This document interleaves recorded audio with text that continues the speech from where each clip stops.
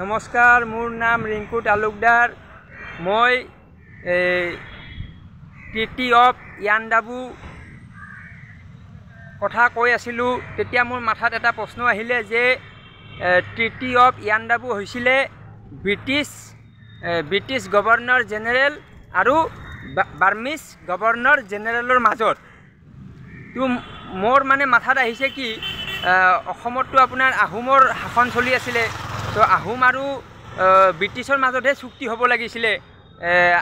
আহোমৰ সেনাপতি আৰু ব্ৰিটিছৰ সেনাপতি দুইজনৰ মাজতহে চুক্তি হ'ব লাগিছিলে, কিন্তু চুক্তি হৈ গ'ল আপোনাৰ ব্ৰিটিছ গভৰ্ণৰ জেনেৰেল আৰু বাৰ্মিজ গভৰ্ণৰ জেনেৰেলৰ মাজত।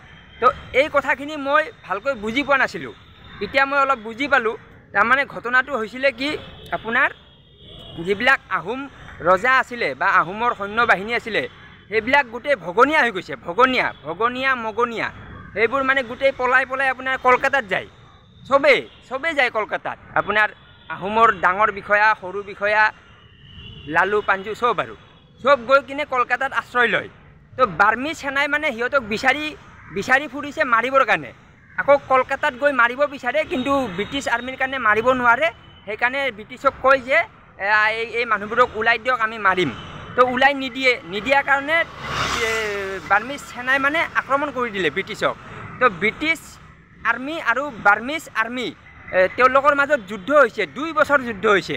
তেওঁলোকৰ আপোনাৰ 1824 চনৰ 5 মাৰ্চত যুদ্ধটো আৰম্ভ হৈছে, বাৰ্মিজ আৰু ব্ৰিটিছ। যুদ্ধ চলি 2 বছৰ পিছত মানে 1826 চনৰ 24 ফেব্ৰুৱাৰী তেতিয়া মানে চুক্তি হৈছে দুইজন গভৰ্ণৰ জেনেৰেলৰ মাজত। ব্ৰিটিছ গভৰ্ণৰ জেনেৰেল, তেওঁৰ নাম হ'ল ছাৰ আৰ্চাবাল কেম্বেল, জেনেৰেল গভৰ্ণৰ, আৰু বাৰ্মিজ জেনেৰেল গভৰ্ণৰ আছিলে লিগাং মান হাৱা কাৱা হাটিন। এইজন মানে বাৰ্মিজ আছিলে। তো দুইজনৰ মাজত চুক্তি হ'ল। চুক্তিখন কি আছিলে? চুক্তিত লিখা আছিলে যে ইয়াণ্ডাবুৰ পৰা তোমালোকে ইফালে আহিব নোৱাৰা, মানে ইয়াণ্ডাবুটো সীমা, আৰু ইফালে যাতে আৰু কোনো কাৰণত মানে ডিষ্টাৰ্ব নহয়।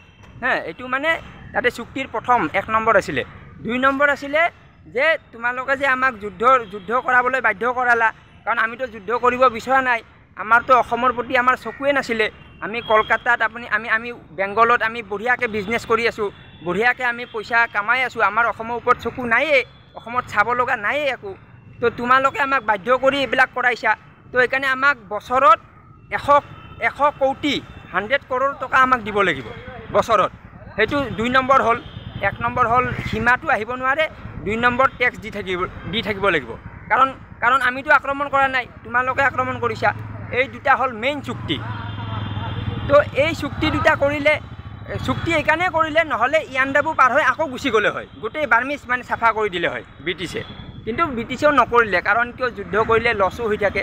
তাতকৈ ভাল চুক্তি কৰি কিনে টেক্স লোৱাই ভাল, সেইটো ব্ৰিটিছে জানে। ব্ৰিটিছ বহুত ব্ৰিলিয়াণ্ট আছিল দেই। মই সেইকাৰণে কৈ আছোঁ, যিবিলাক মানুহে স্বাধীনতা দিৱসৰ দিনা স্কুলৰ মাষ্টৰনীয়ে ছাত্ৰ ছাত্ৰীক শিকায় যে 1947 তাৰিখ মানে চনত 15 আগষ্ট তাৰিখে আমাৰ দেশ ব্ৰিটিছৰ পৰা মানে স্বাধীন হৈছিলে, আমি পৰাধীনৰ শিকলি আমি ছিঙি পেলাইছোঁ, এইবিলাক শিকায়তো মাষ্টৰনীবিলাকে। তো তেওঁলোকে মোৰ ভিডিঅ' চাওক, আৰু এনেকৈ শিকাব নালাগে যে আমি পৰাধীন শিকলিৰ পৰা মুক্ত হ'লোঁ। আৰে ভাই, আমিতো যেতিয়া ব্ৰিটিছ অহা নাছিল তেতিয়াও পৰাধীন হৈ আছিলোঁ। তেতিয়া আপোনাৰ বাৰ্মিছে মানে পৰাধীন কৰি ৰাখিছিল। বাৰ্মিছৰ পৰাধীনৰ পৰা অসমক মুক্তহে কৰিলে, মানে ব্ৰিটিছে উদ্ধাৰহে কৰিলে অসমক। নহ'লেতো বাৰ্মিছে অসমক মাৰি থেথেলা বনাই দিছিলে, চবক মাৰ দিছিলে। তো তাৰে পৰা বচাই ল'লে, সেইটোহে কথা। আৰু ব্ৰিটিছে অসমত আহি কি কৰিছে, বহুত ভাল কাম কৰিছে। মই কৈ আছোঁ, পিছৰ ভিডিঅ'ত আপোনালোকে গম পাই থাকিব। ব্ৰিটিছে যিমান কাম কৰিছে, সিমান কাম আজিলৈকে স্বাধীন হোৱাৰ পিছত কৰিব পৰা নাই। এই কথাটো মই অকল ক'লে নহ'ব, প্ৰমাণ কৰি দেখুৱাব লাগিব। আৰু মোৰ ভিডিঅ' এইকাৰণে মই বনাই আছোঁ, মই কিবা এটা প্ৰমাণ কৰি দেখাম। মানে ভিউ আহক নাহক, কিবা হওক নহওক, মানে মই এটা বস্তু প্ৰমাণ কৰিম যে ব্ৰিটিছ থাকোঁতে বেছি ভাল আছিলে, ব্ৰিটিছ যোৱাৰ পিছত বেয়া হৈ গৈছে। এইটো মই প্ৰমাণ কৰি দিম। সেইটো মই অকল মুখেদি ক'লে নহ'ব, তথ্য সহকাৰে ক'ব লাগিব।